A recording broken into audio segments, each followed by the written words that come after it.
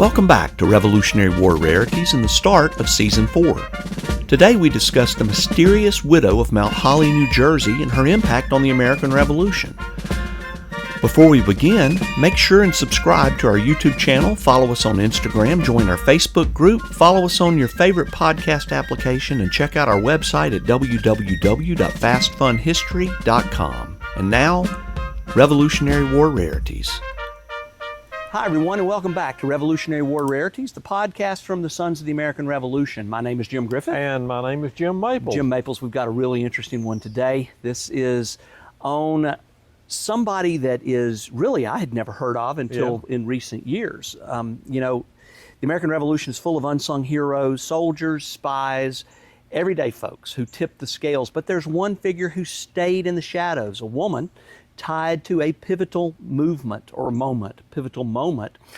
known only as the mysterious widow of Mount Holly. Who was she, and did she really exist? Did she change the war? Let's unravel the riddle. Jim, this sounds interesting. She's a ghost in the history books. No name, just a tantalizing clue from a Hessian officer's diary. She's linked to the Battle of Ironworks Hill in December 1776. A skirmish that set the so for Washington's big win at Trenton. It's a tale of beauty, distraction, and maybe a little deception. So, Jim, let's dive in. Yep. All right. It's late 1776, and the Revolution is hanging by a thread. The British and their Hessian allies have pushed Washington's army across the Delaware River into Pennsylvania. In New Jersey, Colonel Carl von Donop leads 2,000 Hessians stationed at Bordertown, just 6 miles from Trenton. Meanwhile, Washington's planning his Christmas night crossing to hit the Hessians at Trenton, but he needs a diversion. Well, Jim, enter Mount Holly, which is about 18 miles south of Trenton, Mount Holly, New Jersey. On December 21st, 600 American militia under Colonel Samuel Griffin march in, setting up near an old ironworks. It's a feint, also known as a deception. Washington wants von Donop distracted. The next day, skirmishes break out, the Battle of Ironworks Hill. Now there's a little-known battle and a story, Jim, for another episode. Absolutely. I'd never heard of that either. No, I hadn't either. The Battle of Ironworks Hill. But let's go back to Mount Holly. Griffin's men hold their ground for a bit, then slip away on December the 24th. But here's the twist. Von Donop doesn't chase them or head back to Bordentown. He stays in Mount Holly, Jim. Why? That is where our widow steps in. Captain Johann Ewald, a Hessian officer under von Donop, wrote in his diary, which was not published until centuries later. Actually, not until 1979 was this diary published. He published and stated that the colonel, extremely devoted to the fair sex, found quarters with an exceedingly beautiful young widow of a doctor. Von Donop's wounded in the fighting, and instead of rallying his troops, he is resting up with her. His men, well, they're raiding Mount Holly's liquor stores and celebrating Christmas Eve. And that delay, Jim, is a game changer. On December the 26th, Washington strikes Trenton, crushing Colonel Johann Rahl's garrison. Von Donop's too far away to help. 18 miles instead of 6, partly because he's smitten. Ewald even blames the war's turn on this detour, saying if von Donop had reinforced Rahl, Trenton might have held. So who's this widow? Who might have saved the revolution? Well, that's the million-dollar question, and we don't really have a solid answer. Ewald calls her the widow of a doctor, young and gorgeous, but gives no name. Some early guesses pointed to Betsy Ross, Philadelphia's flag-making widow, but that's shaky. Yeah. Very shaky. Her husband was an upholsterer, not a doctor, and she was 24, remarried by 76, and she was 40 miles away. The geography and timeline just simply don't fit. Well, Jim, another theory floats Mary Magdalene Ballou Bancroft. She's a much better match. Her husband, Dr. Daniel Bancroft, was a Mount Holly physician with loyalist leanings, captured by Griffin's men days before battle and hauled off to Pennsylvania. Mary's 18, reportingly beautiful, and she speaks French, which von Donop did too, since he couldn't speak any English.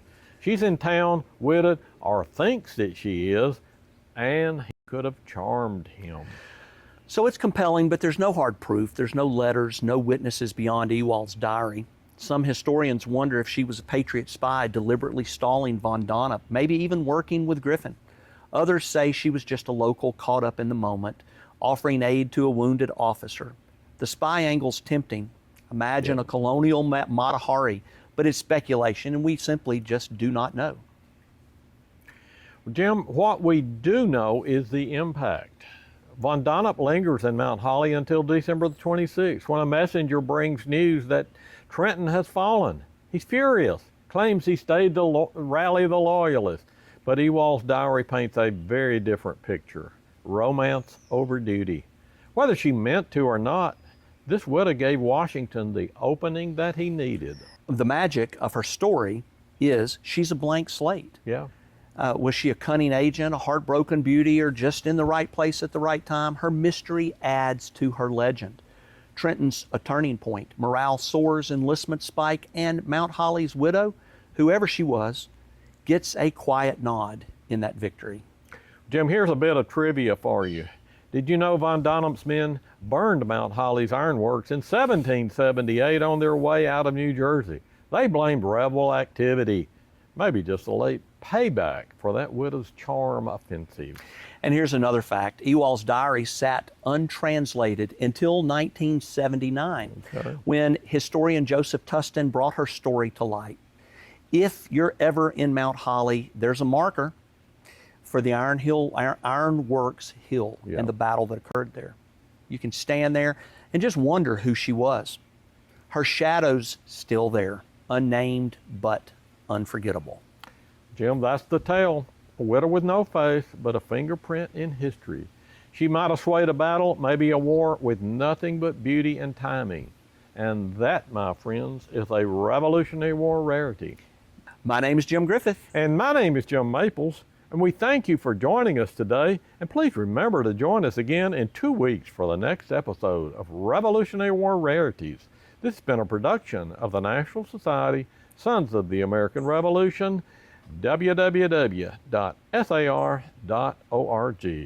In the shadow of the mountains, where the oaks stand tall, there's a tale of a woman who answered the call. A heart so mysterious, a love so bright. The widow of Mount Holly changed the course of the fight. In the cold of December, just before the dawn, the armies were gathering, a battle was born. Across the river, the enemy stood, but in Mount Holly's heart, there was something good. With whispers of loyalty and secrets untold, this widow's affection was worth more than gold. Though the mysterious widow, with her heart open wide, she saw through the curtains where love couldn't hide. Her charm kept the soldiers from stepping too near. With courage and grace, she banished their fear. They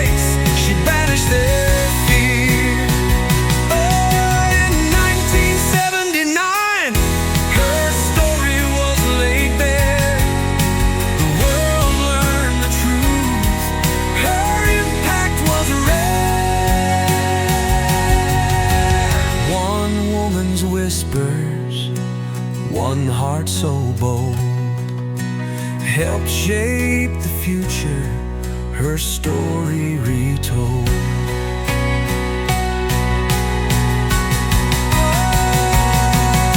So here's to the widow of Mount Holly's grace, a hidden legend no one can erase. She brought us together with love as her guide. When the battle seemed lost, she stood with pride. Oh, the mysterious widow, with her heart open wide, she saw through